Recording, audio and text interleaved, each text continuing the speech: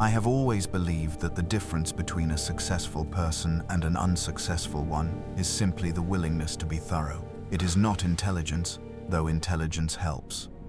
It is not courage, though a certain steadiness of nerve is required. It is thoroughness. The capacity to think a thing through to its absolute end, to follow Human every nature, thread mes to its amis, is a terminus, most curious to thing. refuse the comfort It of compels one probably to act most against likely one's and own that will do. interests. Most And the people eyes, stop they thinking reveal 3 what the lips steps will before not. the finish. They grow tired, I sit or alone, frightened, replaying or it in my simply bored mind. with their own planning. The silence they of leave the library fourth corner echoes of the my knot thoughts. untied and call it complete. My hands betray the I fear have never been hide. most people. They found the body at 7:30. I was already dressed for breakfast. I had slept well, better in truth than I had slept in some months. There is a quality to sleep that follows the completion of a difficult Reginald thing, Ashbury, you are a under depth and arrest. cleanness to No, it that this is a ordinary mistake. nights cannot An provide. antibiotic I am not now, being callous deuce. when I say this. I am being precise. I have always preferred precision to the soft evasions that pass for sentiment in polite company. The sleep was good. I woke at 6, lay still for several minutes listening to the snowstorm that had settled over Ashbury Hall in the night, and then rose, washed, and dressed with the same deliberate calm with which I approach every morning of my life. The snow was Observe the significant. hands, so tightly I clasped, had not planned the for classic it. sign One of cannot fear, plan for hidden weather, from the world. but I had considered This it as person a lived in terror of a possibility and secret being understood revealed. even before It is written fell here, that plain it would as be day. useful. Snow Every alters the detail of the geometry murder of a crime replays in my scene. mind. It fills footprints, Tonight, softens reverse edges, snapper, convinces Chessman to my investigators liking. that the world has been quietly erased and rewritten. The This blizzard letter that from Gerald descended on the Ashbury Yorkshire changes moors everything. sometime between midnight He hid and it 5 inside in the the east morning wall was not alcove. my accomplice. No one else But it must was, know. let us say, a sympathetic development. I was at the breakfast table, pouring my second cup of tea, when Mrs. Parkinson, the housekeeper, a large, damp-eyed woman constitutionally incapable of modulating her voice, began to scream. The scream came from the east wing. I set down my teacup. I waited 3 seconds, enough time for a person who has heard a scream to process it, to question it, to decide whether it warrants alarm. And then I rose from my chair and walked, with appropriate urgency but without unseemly haste, toward the sound. What followed was the predictable theater of discovery. You were manipulating me this the whole clustering time. of bodies in doorways, the sharp Indeed. intake of breath, The game is junior over. housemaid who fainted with such theatrical timing that I You briefly thought you could hide this? wondered if she had I know rehearsed it. everything. What is Lord that? Where Ashbury's did you study get it? was found with The the details door don't locked matter. from the You will do inside. as I say, or this The goes key was in public. his dressing gown pocket, which was on his person, which was in the chair behind his desk, which is where Lord Gerald Ashbury had spent the last hours of his life, and as approximately 11:15 the previous evening, must appear the last innocent, hours of his life, unaware in of any meaningful guilt. sense. The window was My hands fastened thin now. shut. Poirot's The gaze snow misses against it was nothing. unbroken. There was no Innocent. evidence I of am forced innocent. entry, no sign of The struggle, poison was no in the cup. indication that anyone poured other it? than Lord Ashbury himself know. had been in that room. And you, monsieur? The local Your hand police was on the sergeant, pot. when he arrived 90 minutes was not later, I. stamping snow from his boots in the entrance hall, would use the phrase most peculiar. He would use it 7 times. I counted. I stood among the gathered household, Lady Ashbury in her dressing gown, her face performing the correct expression with only minor imprecision. Young Mr. Reginald Ashbury, the nephew, pale and blinking as though sleep were still draped across his eyes. Miss Harlowe, the secretary, contained and watchful, and I looked at the closed door of the study and thought with quiet satisfaction, yes, this The is victim was exactly seated what it was here, meant to look like. unmoving. Now, you will want to know why. You reached for the glass. I A am not moment of going to frame it hesitation. as a confession, because it was Locked, not a crime of as I passion or suspected. weakness or madness. It The was a truth. decision arrived at Poirot has carefully known since over the a period second of day. months, after every alternative had been examined and found insufficient. Lord Ashbury was not killed because I Grief hated is a him, curious thing. though I did by It the exposes end, what we with hide. a thoroughness What that are you would have implying, impressed Monsieur even Poirot? me in a different The one who context. feigns mourning the loudest He often was has the killed most because to he had conceal. taken something from me that could not be returned, had done so with full knowledge and complete indifference, and had then, this is the detail that made the matter irrevocable, used his knowledge of what I knew as a weapon. He had what they call leverage. He had been using it for 14 months. I am not a person who is used. I was once, for those 14 months, but I have made my corrections. The thing he took from me was not money, though money was entangled in it. It was not reputation, though that too was at risk. What Gerald Ashbury took from me was the thing I had spent 40 years constructing with the kind of meticulous care I described at the outset of this account. My sense of myself as a person who could Human nature, not my be friends, touched. is a He curious found the thing. one point It at which conceals I could dark be touched. truths. And the He mind, pressed it when burdened by repeatedly guilt, with the finds it casual difficult to cruelty of a remain man fast who has in the never had smallest to be of afraid of gestures. anything because money has always made fear unnecessary. He smiled at me across dinner tables. He made remarks that only I could interpret correctly. He watched my face, watched me control my face, and took visible pleasure in the watching. Gerald Ashbury was not a monster. That is important to understand. Monsters are unusual and therefore interesting. It is a pleasure to make your Gerald acquaintance. was a thoroughly ordinary The pleasure English is mine, aristocrat Mr. of his Poirot. type, I entitled, understand you clever have an enough to intriguing mistake tale to cleverness share, for intelligence, one that demands the generous in utmost public discretion. and merciless in private, The and arm of the utterly chair incapable. conceals much, but not from Imagining these that eyes. anyone he had decided to underestimate the might have the invisible capacity becomes to end him. visible. He had The story decided to in the skin of underestimate the me. wood. He had been doing Human so for nature, 14 my months. friends, is a He was labyrinth wrong. of contradictions. I stood in the Beneath corridor surface of of Ashbury Hall, solidarity, darker watching the impulses sergeant's often junior lurk. constable take notes Do you with a not agree? pencil he kept licking, A pleasure to make and I your thought about the acquaintance. specific quality pleasure of is all mine, silence in Monsieur the study. I trust your Previous journey night, was a agreeable. silence so complete Quite. that the only The sounds had surroundings are been the most wind intriguing. against the windows, and I later sit the alone in settling the dark, of the fire. replaying the And I plan. felt something that The I will moonlight not call reveals my peace, trembling because that hands. is too The fire's simple a glow word, mirrors the but that shadow in mine. occupied I the same cannot region escape of the it. self where peace, when one has known it, tends to live. The constable looked up and asked if I had heard anything unusual the previous evening. I met his eyes with the frank, open expression I had been Now, cultivating let us for see what precisely this secrets you question. hold. Nothing at all, I said. I retired yes, early. the The invisible snowstorm made becomes sleep visible. easier, I thought. I am afraid I am very little help. He Now, thanked me and let wrote us see something what down. secrets you hold. I returned to the breakfast room and finished my tea. yes, It was still the hot. invisible Let me become tell you visible. about the people in this house. I have had considerable time to observe them, 4 days as a guest before the event, and now this morning of controlled chaos in which everyone's true character is emerging with the reliable clarity Regardez les mains du sujet dans that ce crisis portrait. always Observez comme elles provides. sont Crisis crispées. is in its way a Elles kindness to the trahissent une peur perceptive profonde, une observer. terreur It cachée dans strips the l'âme. performance down to La the vérité armature. se lit dans ses détails. Lady Constance Ashbury was 53 years old and had been beautiful once in the specific fading way that certain English women are beautiful. All bone structure and bearing, the kind of face that Reginald photographs Ashbury, well you are and under ages arrest. into severity. This is absurd! She stood On what now grounds? in the entrance hall Conspiracy in a and dressing fraud. gown Hands of behind your deep back. violet You silk, can't do this her to grey me! streaked hair loose around her shoulders, and she was performing grief with the commitment of an actress who has had a long run in a role she knows extremely well. I do not say this to be uncharitable. I say it because it is true and because the distinction matters. Lady Ashbury was not pretending to grieve. That would imply a cold calculation foreign to her somewhat theatrical nature. She was grieving in the way she understood Human nature, grieving my to be friends, done. is a curious The thing. appropriate It conceals posture, dark the truths. appropriate pallor, And the mind, the when burdened by appropriate guilt, tendency finds to it reach for difficult the to remain nearest fast solid in object the smallest when of overcome. gestures. What she was not doing, and I watched very carefully, was feeling anything that threatened to exceed the performance. She had known about Gerald's other arrangements. Every wife in her position knows eventually. What she had not known, what I am reasonably confident she had not known, was the specific nature of the pressure he had been applying to others. It is a pleasure Because to make your Gerald had acquaintance. been careful to keep his The pleasure various is mine, Mr. Poirot. cruelties compartmentalized. I understand He was you have an tidy that way. intriguing tale to It share. was, I had often thought, One that is demands one the utmost genuinely discretion. admirable quality. The arm of Constance the chair Ashbury's grief conceals was much, real in but the not way from that the these grief eyes. of the unexpectedly freed is Ah, real. the invisible Not sorrow becomes at an visible. absence, but The the story in the complicated, skin of the guilty wood. relief of a woman who Human will no nature, longer my have to friends, is a arrange labyrinth her of face every morning contradictions. before she comes Beneath downstairs. surface of I understood solidarity, this. I did darker not blame her impulses for often it. lurk. Reginald Do you not Ashbury, agree? the nephew, A pleasure Gerald's to make your brother's son, acquaintance. 26 years The old pleasure and is all mine, financially Monsieur ruinous Poirot. to himself, was I another trust your matter. journey was agreeable. He had arrived at Ashbury Hall The 3 weeks surroundings are prior, most intriguing. ostensibly for the shooting. I sit alone in the Actually, dark, because his replaying uncle the had summoned plan. him with the The particular moonlight reveals my telegram trembling that hands. means I know what you've done. The fire's and glow you mirrors the shadow in come mine. when I I cannot call. escape Gerald had that habit.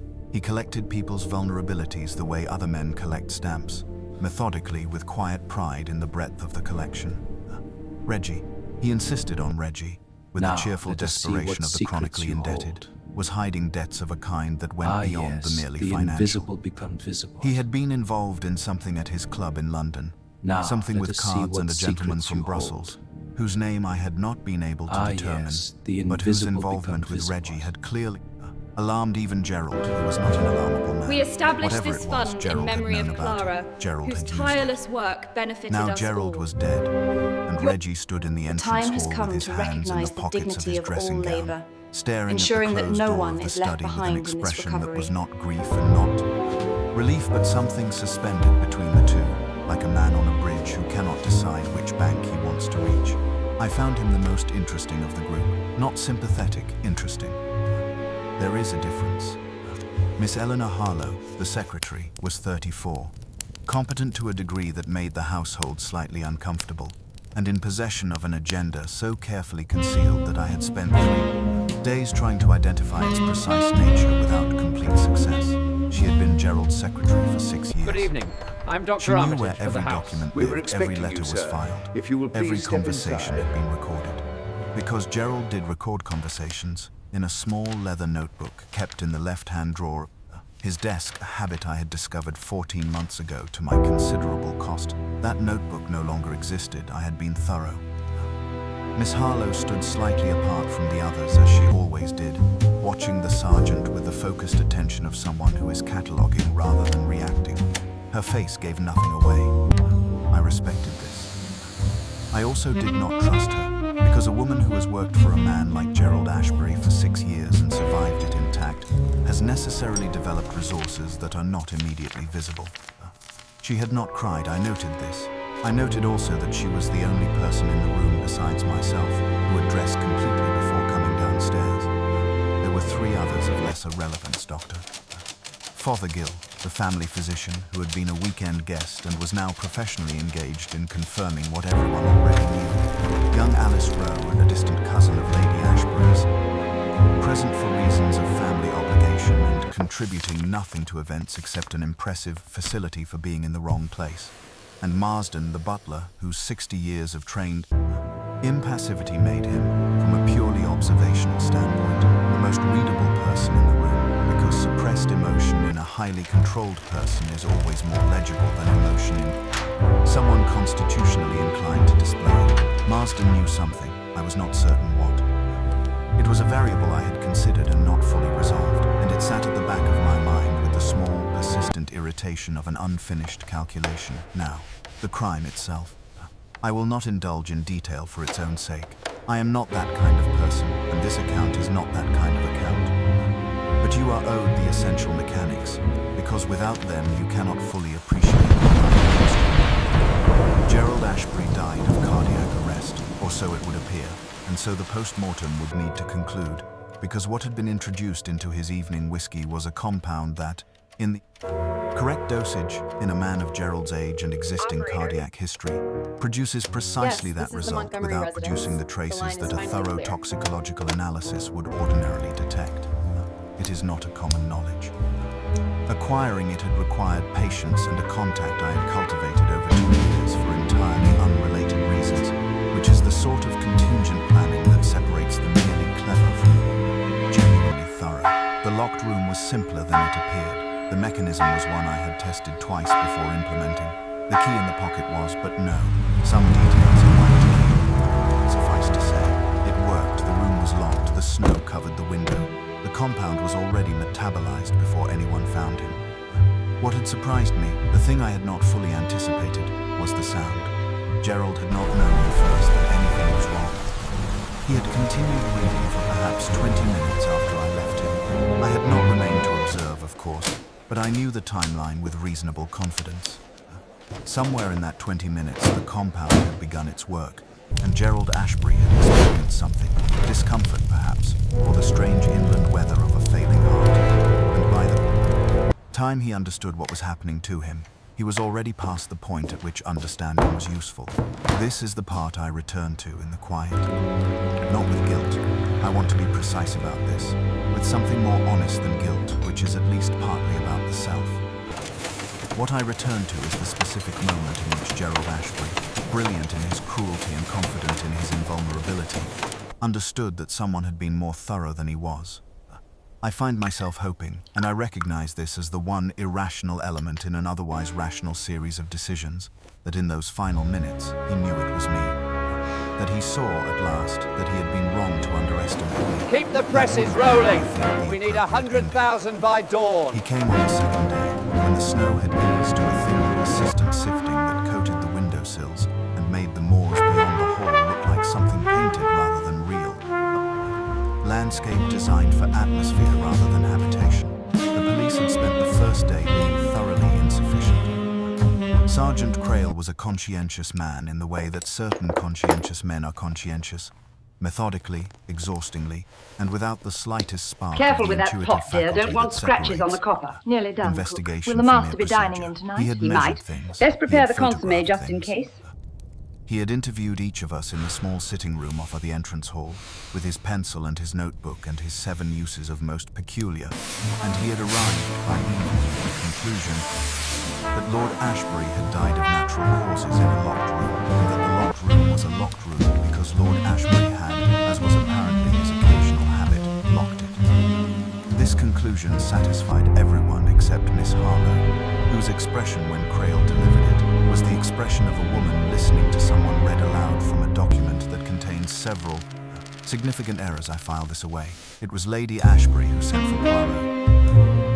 I learned this at breakfast on the second morning when Constance, she had progressed overnight to the slightly dazed calm of the recently confirmed widow, mentioned it with the offhand certainty of a woman accustomed to acquiring the best available professional, whether in physicians, solicitors, or, apparently, Belgian detectives. "I have engaged Monsieur Poirot," she said, addressing the toast rack with more directness than she addressed any of the people at the table. "He is coming from London on the afternoon train, Doctor." Fothergill suggested him. "I understand he is considered rather remarkable." Reggie looked up from his kedgeree with the expression of a man who has just been told the weather will be worse than expected. Miss Harlow said nothing. She moved her teacup a quarter-inch to the left and looked at the window. I spread marmalade on my toast with a steady hand and thought, Poirot, yes, I have heard of him. I had in fact heard rather a great deal of him, and what I had heard I had, over the preceding months of planning, taken seriously enough to account for. Not as a likely variable, I had not anticipated Lady Ashbury's initiative in this specific direction, but as a category of variable, the involvement of a serious investigator.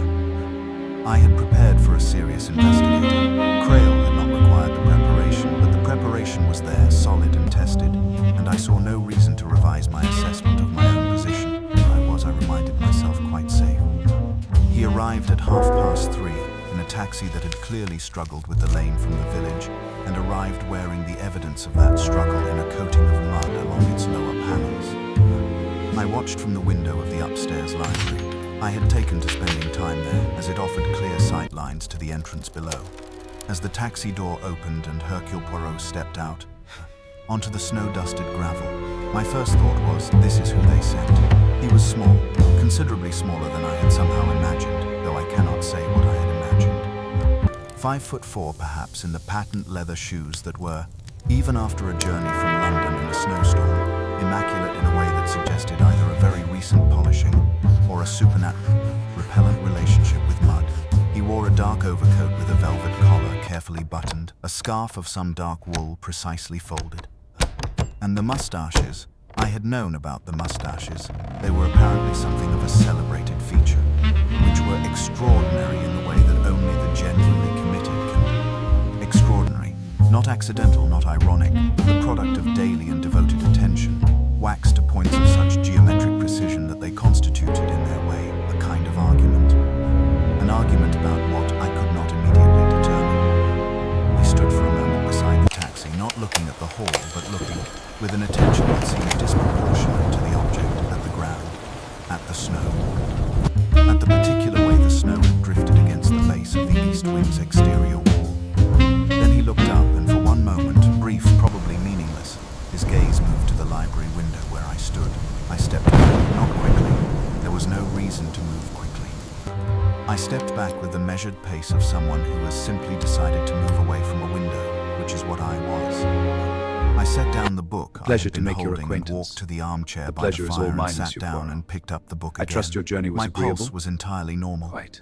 The I surroundings checked are it, most with the intriguing. clinical habit of someone accustomed sit to alone monitoring in the their own dark, replaying physiological the plan. responses. The Entirely moonlight normal. reveals my The trembling moustaches were ridiculous. The fire's The glow shoes were mirrors an the shadow in affectation. mine. I cannot escape The it. man was 5'4" and had come from London on a train that was presumably delayed by the snow, and he had then endured a taxi journey through Yorkshire in February, and his first act upon arrival was to Now, examine let a us see what snowdrift. I was not secrets you concerned. hold. Marsden showed him in with the particular yes, quality the of difference invisible that very become good visible. butlers extend to guests whose status they have not yet fully Now, let us see categorized. what secrets Correct you in every hold. external respect, but subtly Yes, withheld a the deference with a invisible question become mark visible. at its center. I heard voices in the entrance hall below, then footsteps, We established then the this drawing room fund door, in memory then of silence. Clara, whose 20 tireless minutes work later, benefited us I was all. invited to join the others in the drawing room for what time Lady has come Ashbury to recognise described, the dignity with the of faint all labour, bewilderment of a woman ensuring who has that never no had one to is left describe behind such a in thing this before. recovery. An introduction. He was standing by the fireplace when I entered. This, I would come to understand, was characteristic. Poirot invariably positioned himself in relation to a room in such a way that he could observe everyone who entered it, and the fireplace in Ashbury Hall drawing room offered precisely this advantage. Back to the light, face to the door, all entrances visible. I noticed this. I noticed that I had not thought of it myself, which was mildly interesting. He greeted each of us with the same combination of warmth and precision. Good evening. A slight I'm Dr. bow, a Armitage for the handshake house. held a We were fraction expecting longer you, than sir. strictly If necessary. you will please step A direct inside. look that lasted just long enough to feel considered. When he reached me, he said my name, and no honorific, as though he had known me some time and saw no need for ceremony, and took my hand and looked at me, just looked. It lasted perhaps 2 seconds. His eyes were extraordinarily sharp, dark, quick, missing nothing, set in a face that was otherwise unremarkable, round and somewhat comical, the face of a man you might pass in the street without remembering the eyes you would remember. I met his gaze with the open, slightly sad expression appropriate to a house guest who has witnessed a tragedy, and after 2 seconds he released my hand and moved on to Miss Harlowe, and I breathed with perfect steadiness and reminded myself that a perceptive gaze is not the same as knowledge. Many people have sharp eyes. Most of them see only what they expect to see, and Poirot, whatever his reputation, could only expect to see what the scene had been arranged to show him. The scene had been arranged with considerable care, and yet there had been something in those 2 seconds that I could not immediately categorize. Not suspicion, it was too early for suspicion, there was nothing yet to suspect. Not recognition, something quieter and more unsettling than either. The word that came to me, which I rejected and then returned to and then rejected again, was interest. He had looked at me with specific, focused interest. The way a man looks at a problem that he has not yet formulated but can already sense the shape of. I set this aside. I was thorough. I was prepared. I had accounted for every variable that could be accounted for, and what could not be accounted for could not be allowed to disturb the essential stability of my position. Over dinner that evening, Poirot ate with the appreciation of a man for whom food is a genuine and unconflicted pleasure, which I found faintly irritating. He was charming and discursive and said nothing of any investigative significance. He spoke of London, of the snow, of a case in the south of France involving a missing emerald that had turned out, he said, with gentle amusement, to be in the pocket of the person reporting the theft. People are remarkable, he said, to no one in particular, dabbing at his moustache with a napkin Yes, this is folded the into a Montgomery precise residence. triangle. The line is finally They clear. believe, with such consistency, that the person looking for the truth is the last person who will think to look at them. No one responded. The remark landed and dissolved, the way certain remarks do at dinner tables, lost in the passing of the bread. I lifted my wine glass and drank and thought, he is thorough, perhaps. But I was more so. He asked to see me at 10 o'clock the following morning. The request came through Marsden, delivered with the butler's characteristic emotion of neutrality. A small card, if you can believe it, with the time written in a precise continental hand, and the single word convenient, appended as though it were genuinely a question, as though I might decline. As though any person in this house in my position would decline an interview with Hercule Poirot, and not immediately understand what that refusal would communicate. I sent back word that 10 o'clock was perfectly convenient. I spent the intervening hours I had risen at 6, as always, in careful preparation. Not rehearsing precisely. I do not rehearse in the theatrical sense, running lines, practicing inflections. That kind of preparation is for people who do not trust themselves to think quickly, and it produces exactly the quality of delivery that it aims to avoid. The slightly too smooth response, the answer, that arrives a fraction of a second before the question has fully landed, the tell that every competent investigator knows to watch for. What I did instead was review. I sat by the library window with the snowbound moors beyond it, and I went through the architecture of what I had built, the alibi, the timeline, the precise sequence of my movements on the evening in question, and I tested each element the way an engineer tests a structure, not hoping it would hold, but looking with genuine rigor. Keep the presses rolling.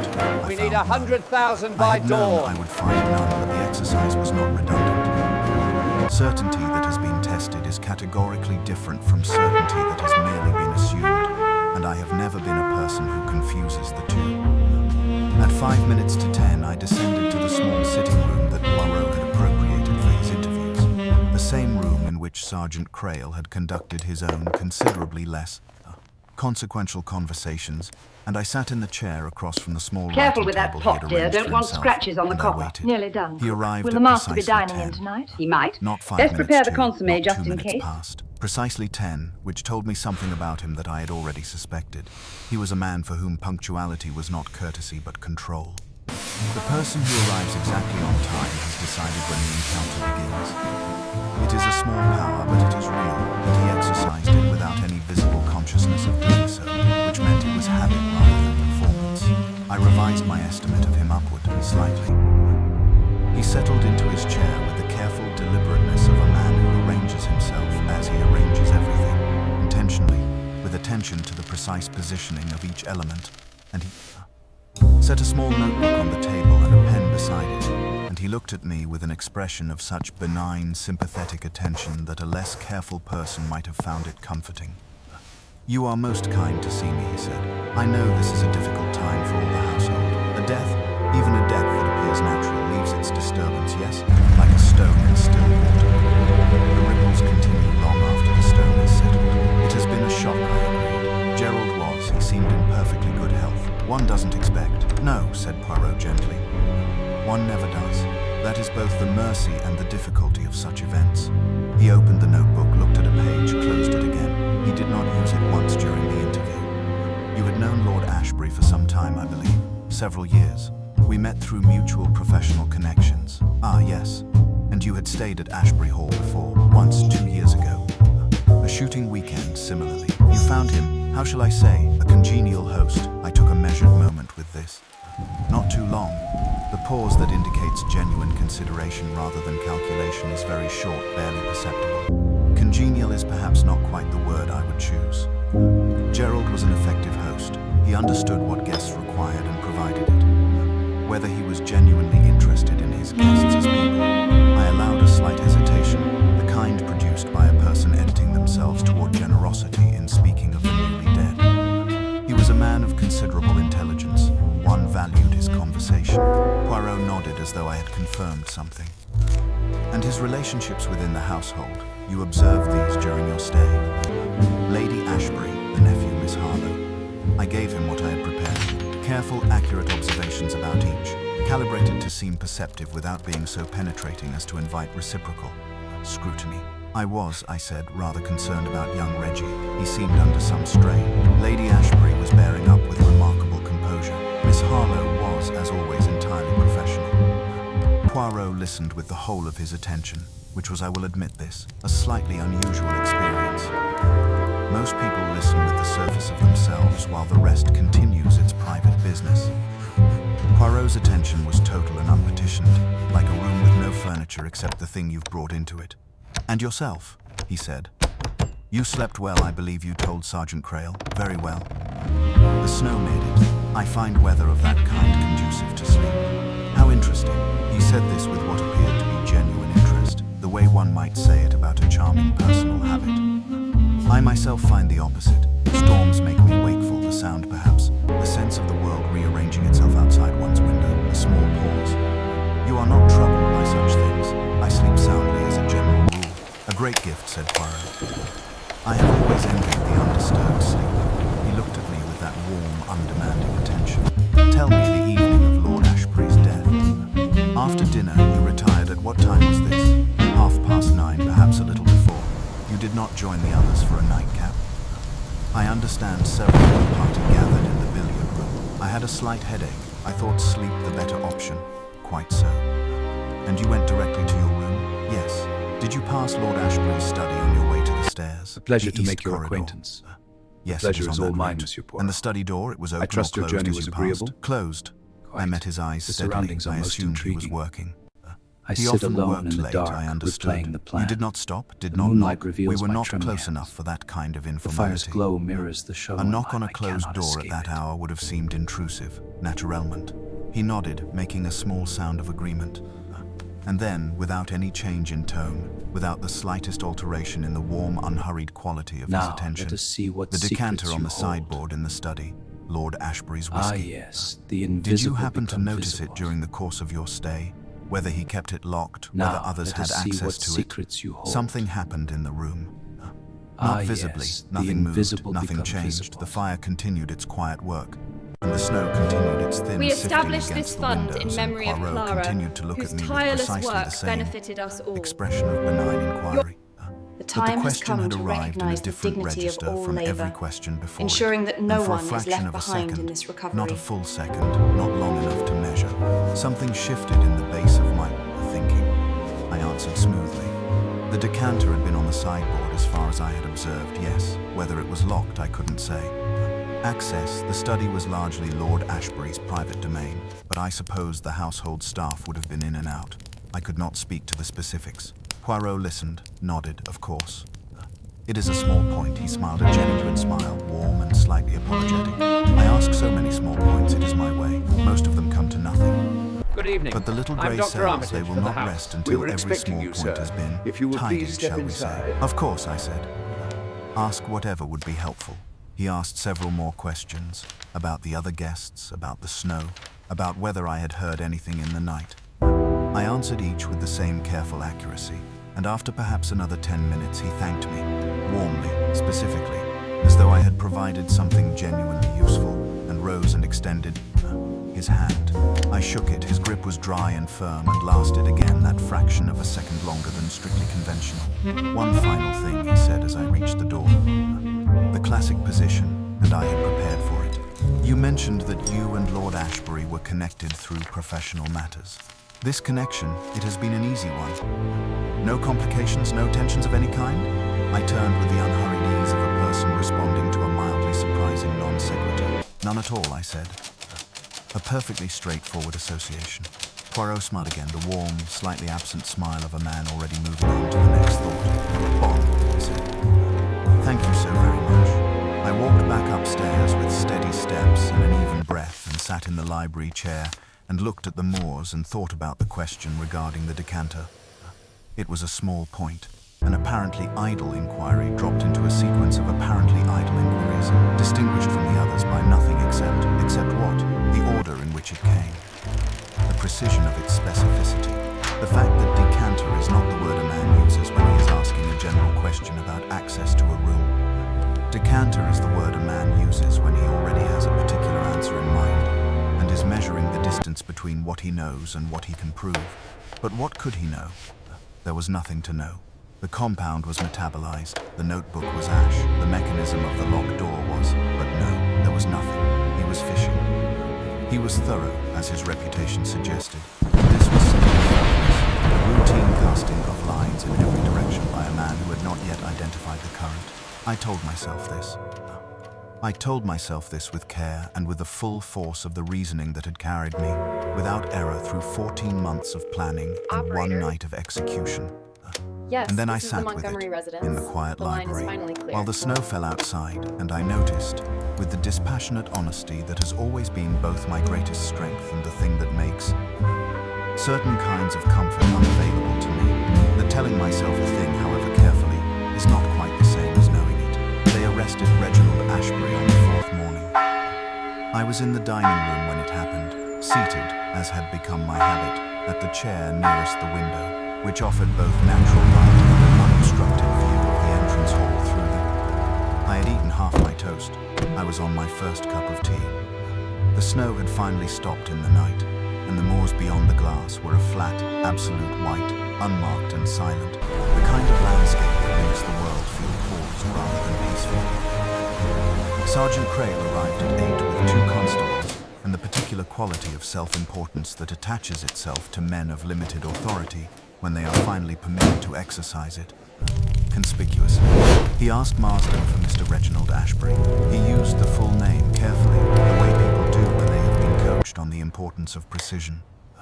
Marsden withdrew with his customary lack of visible reaction and returned with Reggie, who appeared at the top of the stairs in yesterday's shirt, his hair disordered, his face carrying the specific blankness of a man who has been called down from a room in which he has not been sleeping. The blankness lasted perhaps 4 seconds.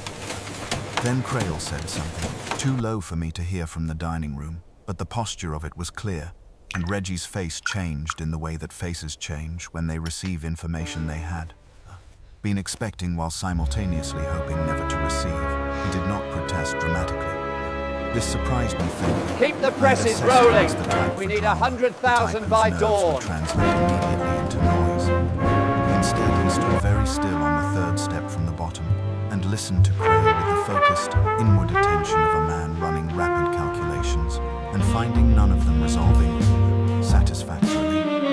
Then he looked up and his eyes moved, not deliberately, not as a considered choice, but in the instinctive, helpless way that frightened people's eyes move, along the entrance hall and through the open Careful dining with room that door pot, and dear. directly Don't want to me. scratches on the I copper. held his Nearly gaze done, for a cook. moment. Will the master be Then I dining looked in away tonight? with the He gentle might. discomfort Best prepare of a the person consommé who does just not in wish case. to intrude on another's difficulty.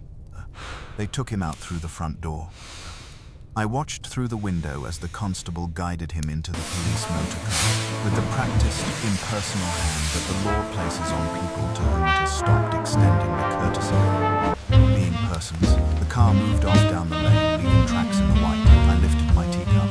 It was the correct temperature. I drank it. The plan had always included Reggie as a secondary possibility, not the primary architecture, which was the locked room and the natural causes finding, but a contingency, a secondary layer of structural support. His debts, his obvious anxiety since arriving at the hall, his argument with Gerald 3 days before the death, an argument I had heard and, more importantly, had ensured that Marsden had heard. These things had always been available to the investigation as an alternative current, something to draw attention along a different channel. I had not been certain it would come to this. I had not needed it to come to this. The natural causes finding would have been sufficient and cleaner. But Reggie's own behavior since the death, the sleeplessness, the visible strain, the way he had twice been found outside the study door at odd hours, which I suspected was connected to whatever Gerald had been holding over him, and his fear that it was now in the hands of the police or the solicitors, had made him, quite independently of anything I had arranged, an exceptionally compelling suspect. I had simply ensured the conditions in which his own guilt, not for this crime, but for whatever London business had brought him to heel, could be mistaken for another guilt entirely. It was, I thought, an elegant solution. The word unfortunate presented itself, and I acknowledged it honestly. It was unfortunate. Reggie had not killed Gerald. Whatever he had done in London, whatever debt he had accumulated, whatever hold Gerald had exercised over him, none of that made him a murderer, and he would now be treated as one. This troubled me. I want to be precise about this, because imprecision in one's own self-accounting is how people become the kinds of people they do not wish to be. It troubled me. Not sufficiently to alter the situation. The situation could not be altered without destroying everything, and I had not come this far to destroy everything at the moment of completion. But the trouble was real. It occupied a genuine space in my thinking, and I did not attempt to argue it away or reclassify it as something less than what it was, Reggie's face on the stairs. The 4 seconds of blankness before he understood, the eyes that had moved without his permission to mine, I set it aside. Carefully, deliberately, with the full acknowledgement that set aside is not the same as resolve. I set it aside and I looked at the flat white moors and I felt beneath the trouble and distinct from it, the quiet structural relief of a plan that has held. It was over. It was done. The thing I had built had stood the weight placed upon it and would continue to stand, and Gerald Ashbury would be recorded as a man who had died of his heart in a locked room, and Reginald Ashbury would be questioned and released for want of evidence, because there was no evidence, because Reggie had not done it, and the entire matter would eventually subside into the category of unfortunate and unexplained, which is where a considerable number of things in this world correctly belong. I believed this. I believed it with the tested, engineered certainty that I had constructed over months. And then I looked across the entrance hall through the open dining room door to where Hercule Poirot stood. He had come downstairs at some point during the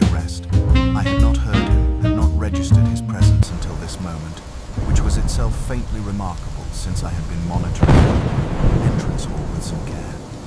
He stood near the foot of the stairs, slightly to one side, in the position of a man who has witnessed something and is now engaged in the private business of deciding what it Pleasure to means. make your acquaintance. He was not The pleasure watching is the all mine, police Monsieur motor Poirot. car disappear down I the trust lane, your journey was as agreeable. several of the others were. Quite. Lady The Ashbury at surroundings the are drawing most room intriguing. threshold, Miss Harlow on I the sit half alone landing in the above. dark, replaying He the was plan. looking at something in his The hand, moonlight reveals something my trembling small, hands. held loosely in the The fingers fire's of his glow right hand, mirrors the turned show once, in mine. I twice in cannot an escape idle, it. habitual gesture. From across the hall I could not determine what it was. He did not look satisfied. This was what struck me. This was the detail around which everything else in that moment arranged Now, itself let with us see sudden, what secrets unwanted you clarity. hold. Sergeant Crail had made an arrest. Ah, yes, the An invisible arrest was the become resolution visible. toward which all investigations nominally tend. Now, Every let other us see person what in that secrets hallway you had hold. responded to it as a resolution, with relief, Ah, yes, with the distress, invisible with the become various visible. emotions appropriate to the closing of an acute uncertainty. We established Poirot this stood apart fund from in all memory of of this with the Clara, expression of a whose man who has tireless not work arrived at a benefited us resolution, all. but has perhaps arrived at the beginning of one. The time has He come turned to the small recognise the object in his dignity of fingers, all labour, once, ensuring that twice. no one is His left eyes behind moved in from this it slowly, recovery. without urgency, to the closed door of the study at the far end of the east corridor.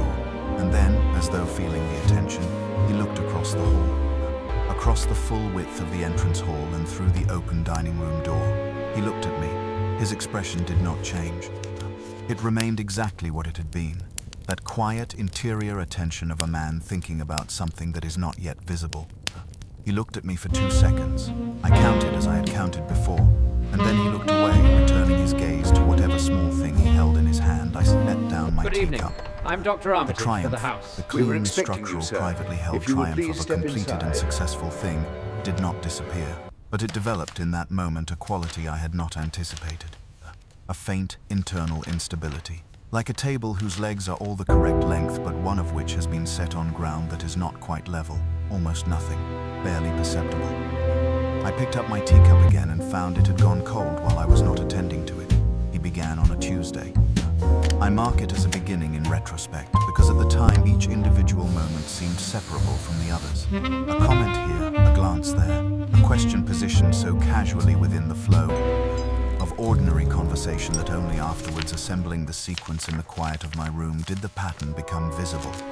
This is, I have come to understand, precisely how he works.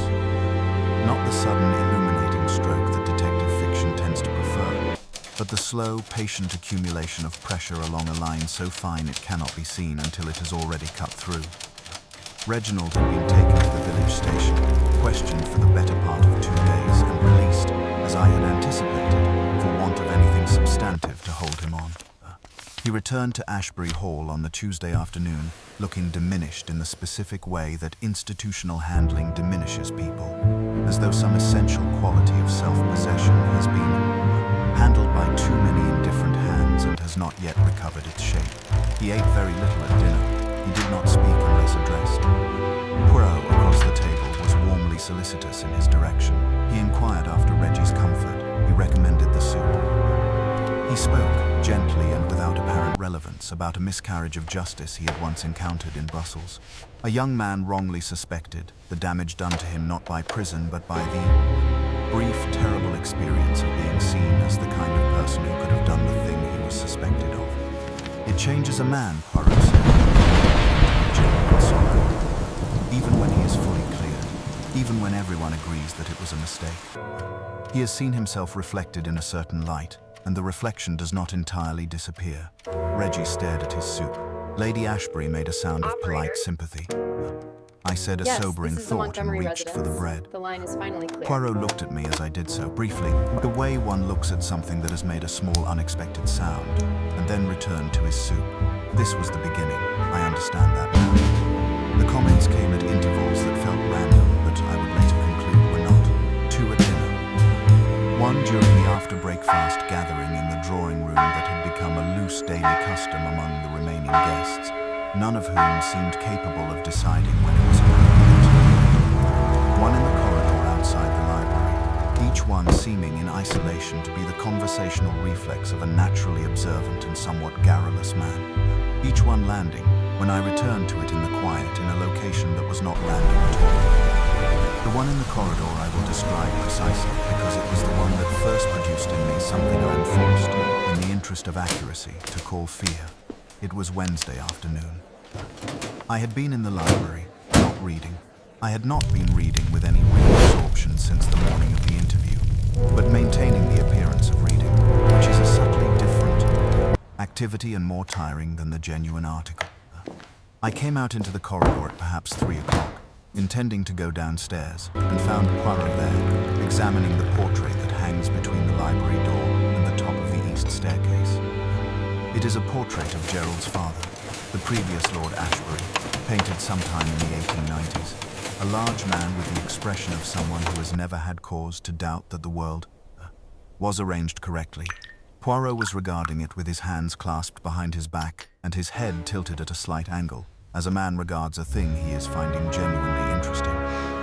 "Ah," he said without turning, which meant he had heard Keep me the come presses out loud rolling. and had chosen We need not to react 100,000 until this by moment, dawn. which was itself a choice. "You admire the portraits?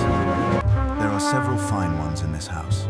I haven't looked at them closely," I said. "No?" He turned then with the mild surprise of a man receiving mildly surprising information. "I find portraiture fascinating. Not for the technique, I am no connoisseur of technique, but for what the painter could not help but put in. Things the subject did not intend to show." He looked back at the portrait of the elder Ashbury. Careful with This that one, pot, for dear. example. Don't want scratches on You the see copper. how the Nearly subject done, has cook. arranged Will his the master face be in the dining in expression tonight? he He believes might. conveys Best authority. prepare the consomme And it just does. in case. Yes, from a distance. But the painter has caught the hands. He indicated them with one small, precise finger. The hands are not authoritative. The hands are gripping the arm of the chair rather more firmly than authority requires. The hands are, if one looks afraid. I looked at the hands in the portrait. They were, in fact, gripping the chair arm with a tension inconsistent with the expression above them. "I suppose painters observe what the subject forgets to control," I said. "Précisément," said Poirot, with the warm satisfaction of a teacher whose student has arrived at the correct answer. "What the subject forgets to control." He looked at the portrait for another moment. "It is the same with people, I find, in the course of an investigation. They prepare so carefully, the face, the voice, the story. They think of everything. A small pause, so brief it might have been a breath rather than an intention. Almost everything." He smiled at the portrait, as though it had said something charming, and then turned and made his way toward the stairs with the neat, deliberate step that was characteristic. Him and was gone. I stood in the corridor for longer than I should have. Almost everything. It was not directed at me. It could not have been directed at me. It was an observation addressed to a painting, or to the air, or to the general philosophical condition of human preparation.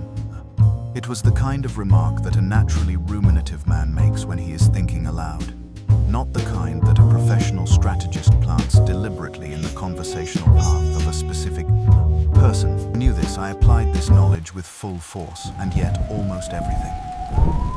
I returned to the library and sat in the chair by the window and looked at the moors, which were beginning in the late afternoon light to show the first grey shadows of the snow's slow retreat.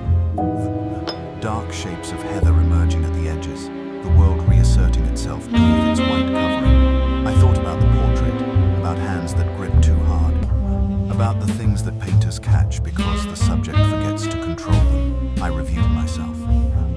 My hands, specifically. I am careful with my hands. I have always been careful. Hands are among the first things that betray.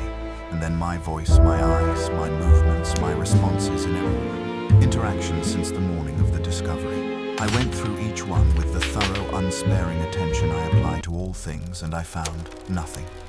Nothing that should not be there. Nothing absent that should have been present. I was composed. I was correct. I was precisely what the situation required me to be. At dinner that evening, Poirot spoke about grief. He spoke about it in general terms, addressed to the table, while eating his soul with the concentrated pleasure of a man to whom fish is a matter of genuine importance. He spoke about how grief presents differently in different people, how some people grieve loudly and in public and are thought to feel deeply, and others grieve not at all in public and are thought to feel little, and how both of these readings are frequently wrong. "What I have always found most interesting," he said, setting down his fork with great care, "is how interesting it is that some people grieve with their eyes rather than their voice." The table Received this in the various ways that dinner table observations are received. Lady Ashbury with a murmur of agreement, Reggie with continued attention to his plate, Miss Harlow with the slight, almost imperceptible stillness that was her version of heightened attention. I reached for my wine glass. "What do you mean by that?" I asked. The question was correct. It was what a person with a clear conscience would ask, seeking clarification of an interesting remark at dinner.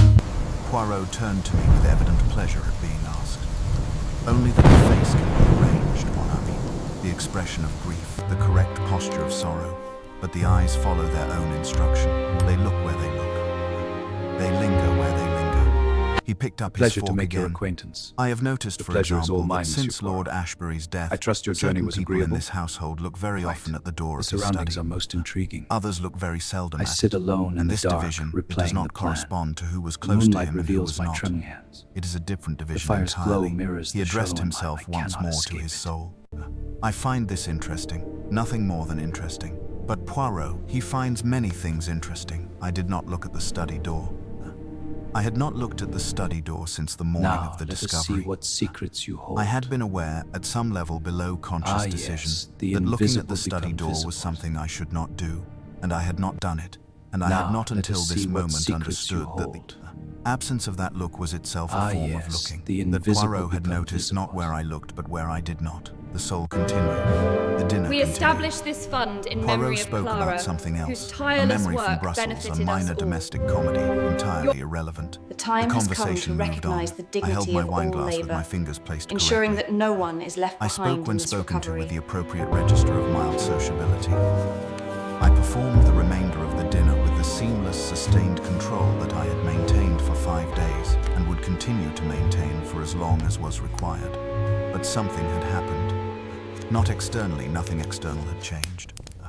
But internally, in the quiet architecture of my certainty, something had shifted in the way that things shift when a structure is placed under pressure, not at a single point, but along its entire length simultaneously.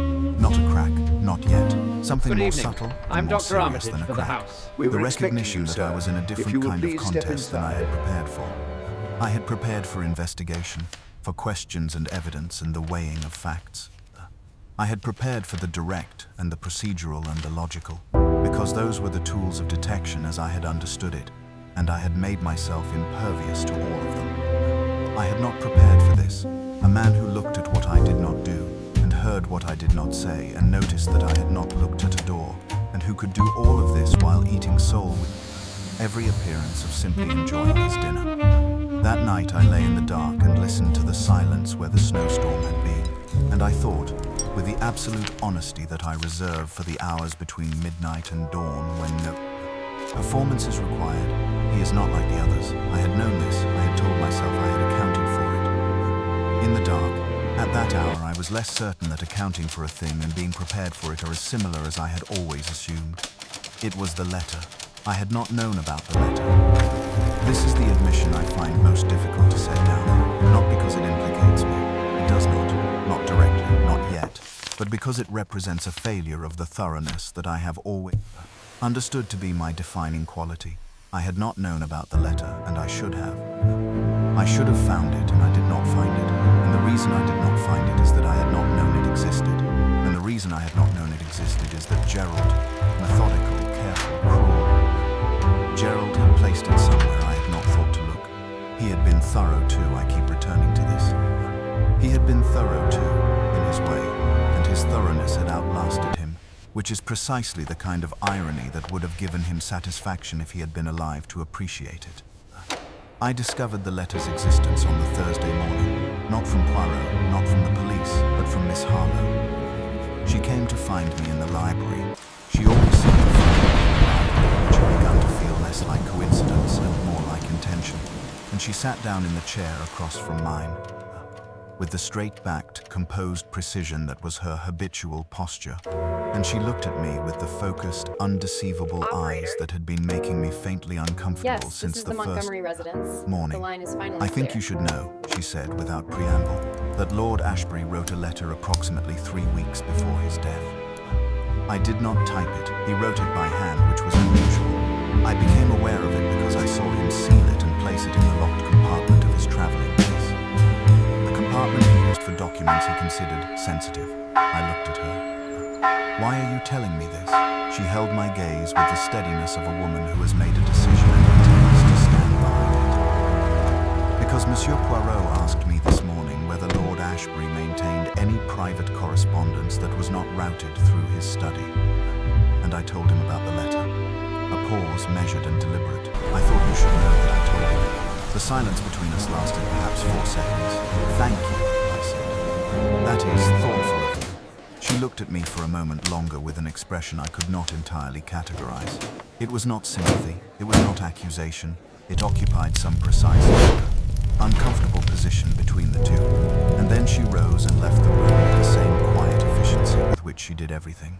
I sat very still after she had gone. The traveling case. Of course. Gerald had a leather traveling case, monogrammed, which he had brought to Ashbury Hall and which had been taken by the police as part of their initial sweep of his effects and then returned. I had confirmed this through careful oblique inquiry, when the natural causes finding had made further retention seem unnecessary. It was now presumably in Lady Ashbury's possession, or in the hands of the solicitors who were beginning the slow business of assembling Gerald's estate. I did not know what the letter said. This was the thing I could not resolve, and the not resolving Keep the of it presses was a rolling. specific kind of We need torment, because I 100,000 could by not dawn. evaluate the damage without knowing the content, and I could not determine correct response without evaluating the damage, and I could not act without a correct response, and I could not afford to not act if action was required. The structure of the problem was circular and would remain circular until I knew what was in that letter, and knowing what was in that letter required access to it, and accessing it required. I stopped this sequence of thinking. I imposed Careful a with that deliberate pot, halt, dear. Don't want the way scratches one on the imposes copper. a halt Nearly on done, a cook. calculation Will the that is master be beginning dining to in run in tonight? the wrong He might. direction. Best prepare and the I started consommé just again in from the case. beginning. What did I know? Gerald had written a private letter by hand 3 weeks before his death. 3 weeks before his death was the period immediately following a particular conversation we had had. A conversation in which I had made clear, for the first time, with a directness I had until then withheld, that his leverage over me had a limit and that I had located the limit. He had received this information with his customary surface composure and his characteristic absence of anything resembling alarm, and he had said nothing that seemed significant at the time. He had then apparently written a letter. A letter that he had locked in the private compartment of his traveling case and had. This was the detail that mattered, the detail around which everything else arranged itself with cold, clarifying. Logic had not sent, he had written it and kept it. Which meant it was either a record, a document designed to be found after his death if his death came in certain circumstances, or it was a contingency, an instrument of continued leverage that he had been keeping in reserve against a moment of further need. Gerald, thorough in his way, planning for outcomes he had not expected to encounter. I needed to find that letter before Poirot did. I moved quickly, not physically not yet, but in the planning, which is where speed matters most. Lady Ashbury was the immediate question. The solicitors had not yet collected Gerald's personal effects, which meant the traveling case was almost certainly still in the hall, in the master bedroom, most probably where Lady Ashbury had consolidated Gerald's belongings in the first day after his death. I had not been in the master bedroom. I had no legitimate reason to be in the master bedroom. I needed a legitimate reason, or I needed the master bedroom to be empty for long enough. I identified the window. Lady Ashbury had formed the habit of taking a short walk each morning after breakfast. A recent habit, I suspected, the walk of a woman who needs to be outside her own house at regular intervals. Remember that the world continues. She was generally gone between 9 and 9:30. Marsden spent that period in the kitchen in conference with the cook. The upper floor was, in that window, largely unoccupied.